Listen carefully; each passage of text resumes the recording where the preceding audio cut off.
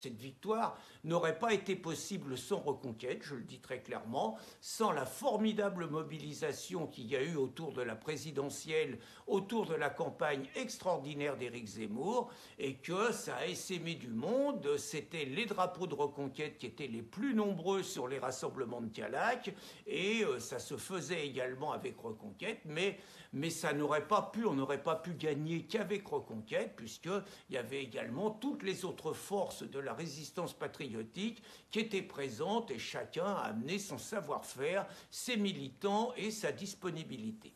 Alors naturellement, cette défaite a été très mal acceptée par l'école Labo, qui ont commencé une contre-attaque en expliquant que si la municipalité avait renoncé, c'était une défaite de la démocratie contre les fascistes, rien de moins, hein, et que c'était nos violences qui avaient fait reculer l'équipe municipale, que c'était pas tolérable et tout. Alors les violences, les seules violences qu'il y a eu, ça a été des attaques des antifas contre nos rassemblements, contre les policiers qui protégeaient nos rassemblements et des menaces sérieuses contre les principaux animateurs de Calac. Alors ils ont été également mauvais joueurs puisqu'ils déposent moult plaintes. Il y a eu des enquêtes, on a subi beaucoup d'interrogatoires. Il y a des plaintes de Madame Cohen contre nous. Le maire de Saint-Brévin, sur lequel je vais revenir, dépose également des plaintes contre nous. Bref, nous sommes harcelés judiciairement et notamment, je vais enchaîner sur Saint-Brévin, où après l'incendie de la maison du maire, Saint-Brévin étant la deuxième ville test un petit peu sur la mobilisation et le refus de l'invasion migratoire. Là, ils mettent un CADA de 110 jeunes à côté d'une école, quand même, rien de moins. Donc, incendie de la maison du maire, et là, naturellement, accusation gratuite contre ce qu'ils appellent l'extrême droite, sans la moindre preuve. Et encore une fois, multiplication des procès, multiplication des intimidations, gros cinéma de la gauche, etc., etc. Alors il y a d'autres combats en dehors de Calac et de Saint-Brévin. Vous avez Belabre dans le Loir-et-Cher, donc Belabre, bon, une ancienne blanchisserie récupérée pour installer des migrants. Bon, la population se bat, mais le maire veut passer en force et je crains que peut-être la lutte a-t-elle pas été bien organisée, j'en sais rien, mais en tout cas, à Belabre, c'est mal parti. Vous avez une petite ville également de Corrèze-Besnac, 300 habitants, c'est un exemple typique des villes que vous avez ici. 300 habitants, population homogène, qui se connaissent, un restaurant qui ferme, il est réquisitionné pour installer 20 clandestins. Et naturellement, 20 clandestins dans une famille de 20 clandestins africains, dans une famille, dans une ville de 300 habitants, bah, c'est toutes les habitudes qui changent. Il ne faut pas se raconter d'histoire. C'est un petit village où personne fermait sa maison, où personne mettait un antivol sur son vélo, où les femmes qui allaient courir à pied couraient sans la moindre inquiétude, où personne retirait les clés de contact de sa voiture, où on envoyait les enfants à l'école sans la moindre inquiétude. Bah, c'est un mode de vie à la française qui va complètement être transformé parce que vous ne vivez pas de la même façon quand vous avez 20 jeunes personnes qui sont installées dans un foyer en plein milieu de la ville et tout, et bah, vous avez à juste titre, quand on regarde les statistiques, des inquiétudes. Alors, vous avez d'autant plus raison d'avoir des inquiétudes qu'il y a, par rapport à ce qu'a décidé Macron le 17 septembre, deux faits nouveaux qui aggravent la situation.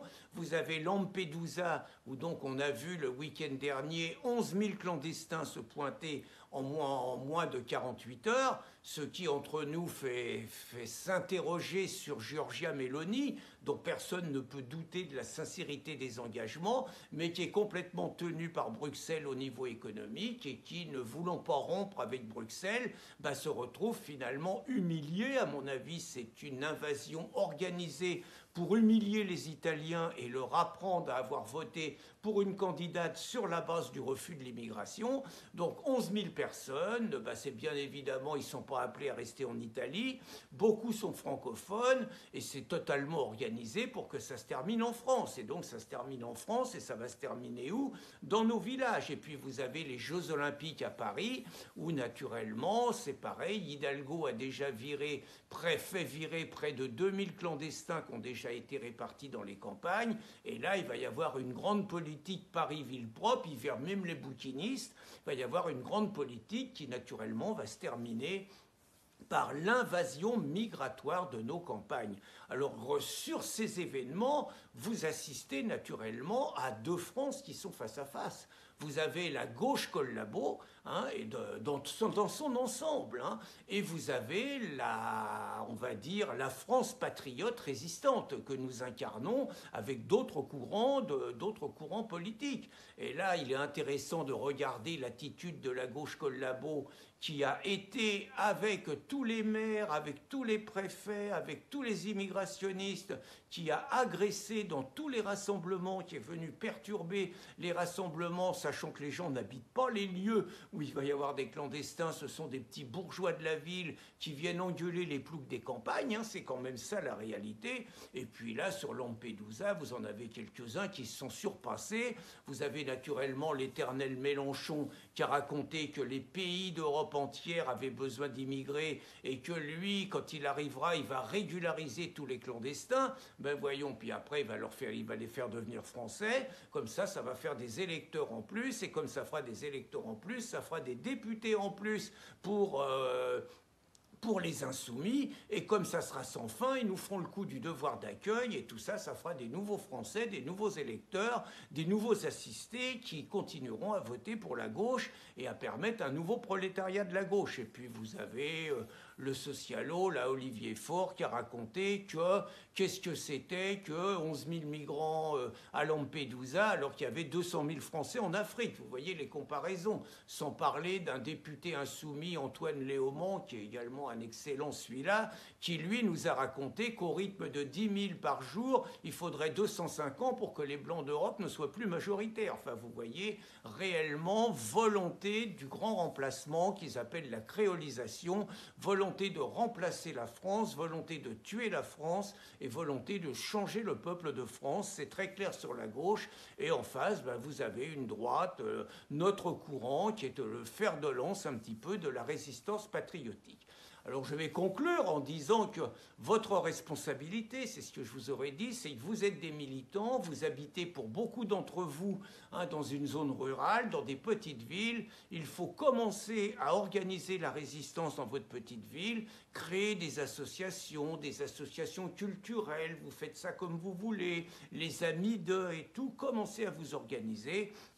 Et naturellement, sans dire que la méthode de Calac est la méthode parfaite qui marche partout, mais peut-être vous inspirer de ça sur le côté pétitionnaire, sur la demande de référendum, sur les questions pourquoi il y a de l'argent pour eux et pourquoi il n'y en a pas pour nous. Ça, je pense que ça marche bien. Et puis, organiser la résistance, organiser des distributions de tracts, des pétitions, faites des meetings, faites des rassemblements de protestation, invitez des pointures, et battez-vous, quoi. Vous devez être les meilleurs artisans de la bataille dans votre village et mener ces combats à votre façon avec efficacité et détermination.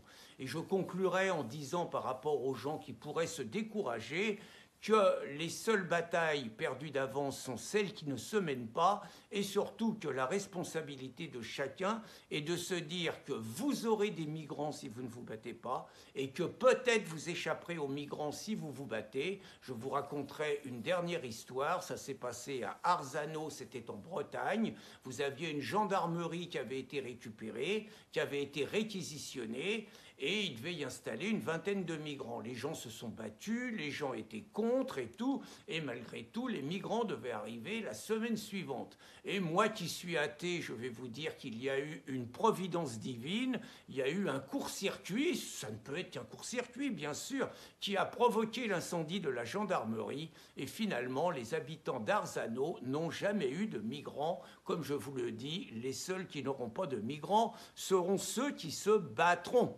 Allez, voilà ce que je devais vous dire, je l'aurais dit autrement, mais c'était la trame et je vous souhaite à tous, malgré tout, la meilleure soirée militante possible en Seine-et-Marne. Bonne journée à tous.